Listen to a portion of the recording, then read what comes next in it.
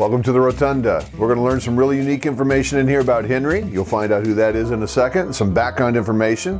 But then what we're going to do is we're going to take and apply that information to one of the questions that we get asked a lot. At least I do. How did we get so many people if we only go back a few thousand years? Well, you're going to have to hang on to learn about that, but I think you'll be interested.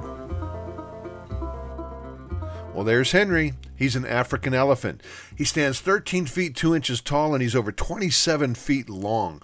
This is an amazing animal right here. He's the largest elephant that's ever been taxidermied to be put on display. And in 1959, when they were working on him, they had a lot of issues. I mean, the skin itself weighed 2,000 pounds, and they had to work on it in a room where they had steam because the skin would get hard and brittle, so they had to keep it soft, so they would put steam in there. And it's said that the guys that were working on it actually some days came in swimming suits because it was so hot and steamy. Notice the way that Henry's trunk is raised. As they were doing the research, they found out that when an elephant greets its friends, they actually raise their trunk like that. So he's greeting us as friends today. Now, there's a lot of information on elephants, but I told you that Henry is an African elephant. Well, there's actually two different species of elephant. There's the African elephant and the Asian elephant. And so let me give you just a couple of pieces so that you can differentiate between the two. Number one, the African elephant is actually larger, and significantly so. They can stand typically up to 12.5 feet. Now, remember, how tall was Henry here? He's over 13 feet 2 inches, so he was huge. The Asian elephant, well, they're usually anywhere from 9 to 11 feet. Weight, an African elephant can weigh anywhere from 8,800 pounds to 15,000 pounds. And an Asian elephant is going to be about 6,600 pounds to 13,000 pounds. And notice Henry's ears. They're very large. They go up over the top of their body, and that's a real clear sign that he's an African elephant because their ears are much larger than their Asian counterparts. And trunk. Look at the front of the trunk. There's another good way to tell if they're an African or an Asian elephant by the number of quote-unquote fingers they have on their trunk. Henry has 2 fingers on his trunk that they use to pick up items, and these are so sensitive. They can pick up something as delicate as a feather off of the floor with those 2 fingers. Now, an Asian elephant, they only have 1 finger, but they can also pick up something as delicate as a feather or a dime. They can even pick up a dime off of the floor. African and Asian elephants have the same number of chromosomes, and they can actually interbreed. It's not very common, but it has happened in the past. In 1978 in England, in Chester Zoo, there was a baby that was born that was a mix between the African and Asian parents, but it didn't last very long. It died after 2 weeks because it had stomach problems, but they've now put it on display in the London History Museum. Another amazing feature about an elephant is that they have a 23-month gestational period. Think about that, being pregnant for 23 months. Not a good thought if you're a lady. Now, we're going to come back to that because there's something that's even very interesting about that.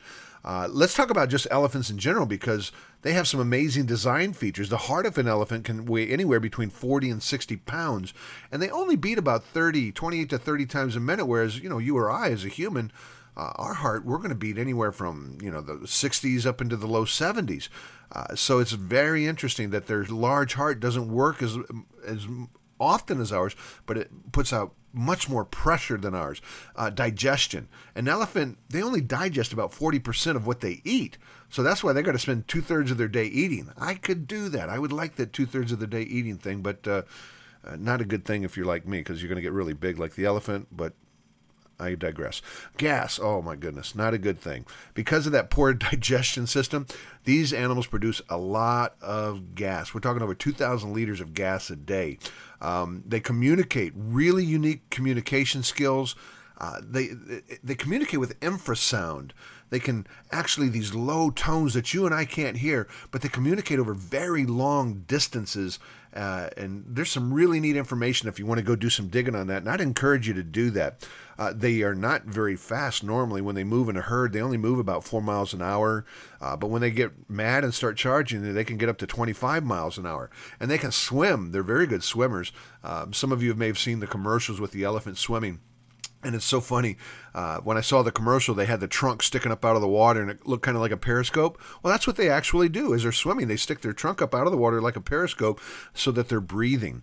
Now, let's talk about that trunk. I've mentioned that a couple times. He's waving and greeting to us, but that trunk is absolutely one of the most amazing design features going.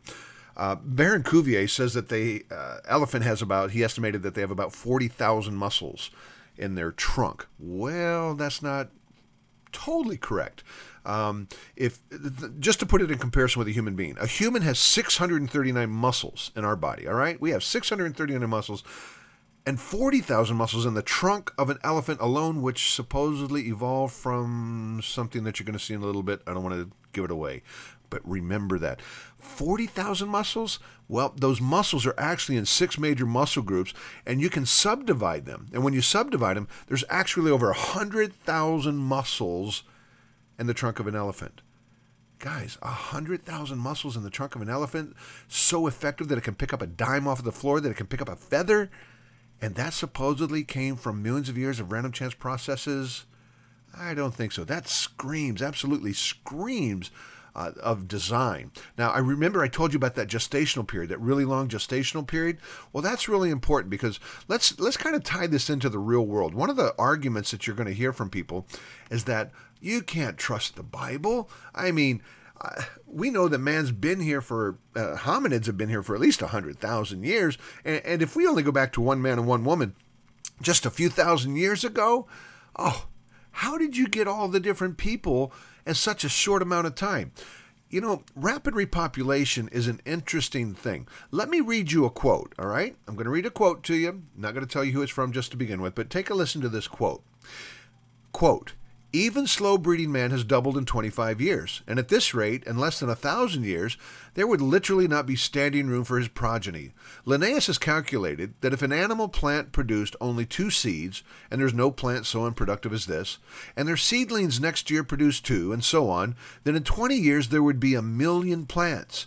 The elephant is reckoned the slowest breeder of all known animals, and I have taken some pains to estimate its probable minimum rate of natural increase.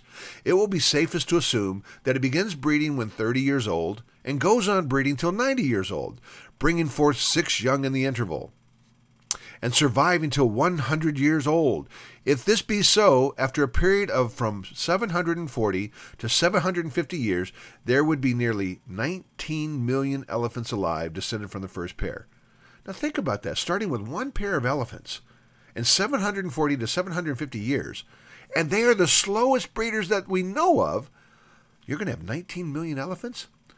Hey, people can definitely repopulate much quicker than that. So the fact that we have so few people on this planet and we've supposedly been here for so long actually screams that the Earth is young, because if we had been here for that amount of time, this planet would be so full of people, there would be no place that we could even stand. So rapid repopulation is not a problem for the Christian, but it is a problem for those that believe that hominids, quote-unquote people like you and I, have been here for 100,000 years. So I hope you can see from just that little bit of information about elephants that it can actually be used and applied towards questions that people will ask us today. This rapid repopulation question is one that comes up quite a bit. How could you get so many people if we go back such a short amount of time, which the Bible teaches? By the way, that quote was from Charles Darwin. So even Charles Darwin admitted that it wouldn't take a long time to repopulate our planet if you listen to the quote closely. Hey, let's head over to the Mammal Hall, and there we're going to talk about some very interesting things, and I'll introduce you to a new friend.